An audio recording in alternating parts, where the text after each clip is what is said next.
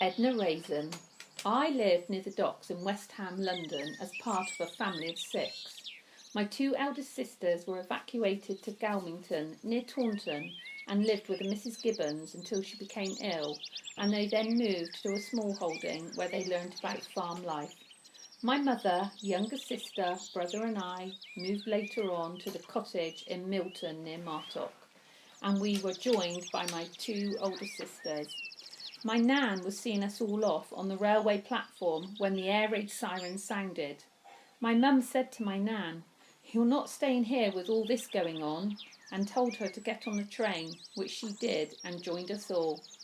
I lived in Martock until I married and then moved to number 13 Castle Street, Stoke, where I still live today.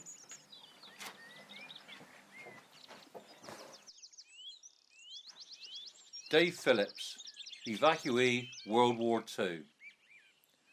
I was born in 1934. In September 1940, when I was 6 years old, our house was bombed out and destroyed at Greenwich, and I came down on the train to Somerset with my mother, brother and sister. We stayed overnight at 10 Norton Road. We only had camp beds with army blankets. Next day, my family were intending to return home when we met Sam Ellis, who told my mum, "No buses today, missus." We went back to the house and with the help from neighbours made it homely. Father moved to Somerset in 1941 and worked for Westlands at Yeovilton. Other evacuees who shared our house in 1942 were Mrs. Joyce with her boys, Ray and Alan. They had the front room and 1 bedroom with a shared kitchen and toilet. The Joyce family stayed 2 years and then returned to London. Pammy Rolls.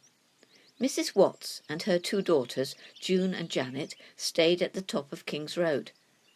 June, unfortunately, had nits, and her beautiful long hair had to be cut.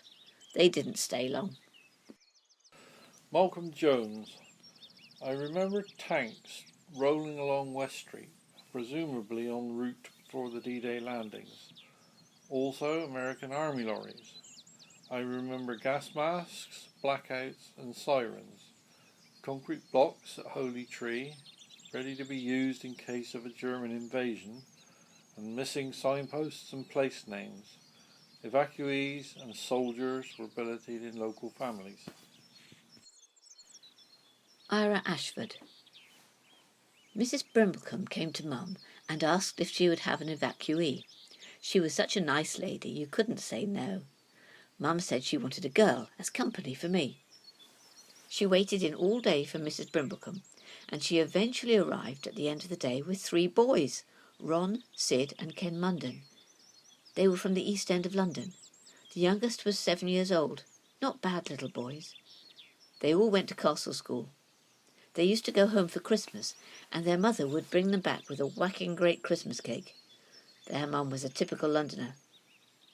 The boys didn't appear to be homesick. They took it all in their stride. The 3 of them slept in 1 bed in the spare room. They didn't stay too long, as Mum got a septic foot and she couldn't cope with looking after them. The boys went somewhere else. They stayed in the village for the whole year. We didn't hear from them after the war. Someone did call while we were out, and our neighbour, Mr. Stevenson, talked to them, but he didn't ask what their name was. Gran Hallett in the High Street had one of the Brighton boys called Eddie billeted in her house, also Joe of the Scots Guards, and Tom, who was a batman and polished grandfather's shoes until they shone. When the soldiers all disappeared, we reckoned they must have gone to take part in D-Day.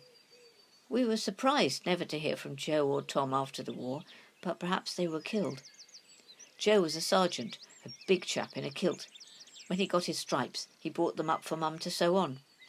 I wasn't scared of the African-American soldiers, though they were the first black men I had ever seen. Gordon Hines. The Rampling family were bombed out of the East End of London. The children, Alfred and Maureen, came to Stoke as evacuees. staying with her auntie, Millie Pomeroy, at Mason's Row, Ham Hill.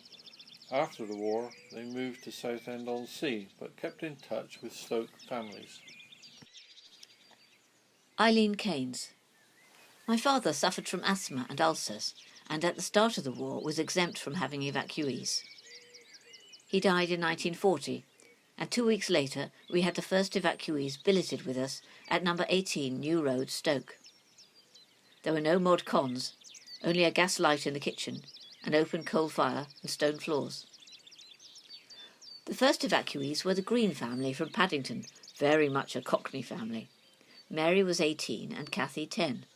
They stayed 6 weeks until their dole money ran out. Their father, Mr. Green, turned up very late one night. Mum didn't have the heart to turn him away, so he stayed with the family for the night. He also regularly stayed at weekends. An old lady from Bristol stayed for a few weeks, as she had had her roof blown off the house. Then for 3.5 years the Frampton girls stayed. Joan, aged 10, and Maureen, aged 4. They slept in a double bed in the little back room, and both attended Castle School. The mother stayed with 2 other women in Yeovil. She was a rough sort. One evening Mrs. Frampton appeared with a lifeguard who was wearing hobnail boots. He danced a hornpipe in the front room, much to our amazement as we sat watching him from the settee. I thought it was better than the pictures. Mr. Wilton was paymaster for the army servicemen who were billeted in people's houses in Stoke. He and his family lived at times in the Mason's Arms on Ham Hill. They had a daughter, Pat, who lived with my mother and myself after the Frampton girls left. Mum received £0.50 a week for Pat when Mrs. Wilton worked at the munitions factory at Brighton. Mrs. Wilton also lived with Dobby and Dick Comer in Norton Road. The Brighton boys were the first to be billeted in the village. They were probably territorials. In Norton Road they were billeted with Tom and Eliza Jones and the Nevilles. Later troops lived in the Nissen huts, which were erected in the field behind Walter's glove factory. A mighty explosion occurred one day and killed a soldier. I worked at Paul's tent site at Martock on a capstan lathe. There were 3 shifts, 6 a.m. to 2 p.m, 2 p.m. to 10 p.m, and 10 p.m. to 6 a.m. The bus for the first shift left at 5:30 a.m. I teamed up with Violet Rendell, also in Norton Road, and Audrey Brooks teamed up with Winnie Hellier, both from West Street. When on the early shift, we could see the African Americans by the whites of their eyes and the clink of their mess tins as they marched up to Hamdon Hall for breakfast. They stayed in the Spats factory. The only Stoke civilian casualty of World War II was killed by shot from a German plane in 1940 or 41. He was told not to stand outside Harris's rag and bone premises in the Pound, where he worked. He ignored this advice and was killed. Clarence Bradley. I can just remember, as a small boy living at Stoke of Hamdon, having my first encounter with the American forces. I was sitting on the garden wall outside the house with another boy from the opposite side of the road, watching a convoy of American lorries and tracked vehicles going by. The soldiers were very generous, throwing sweets and chocolates to the children from the vehicles. Seizing the opportunity, I got off the wall and dashed to gather them up. Returning to my seat, I started to enjoy my rewards while continuing to watch the convoy going by. Suddenly, a wasp came along and stung me on the arm, and I ran into the house crying.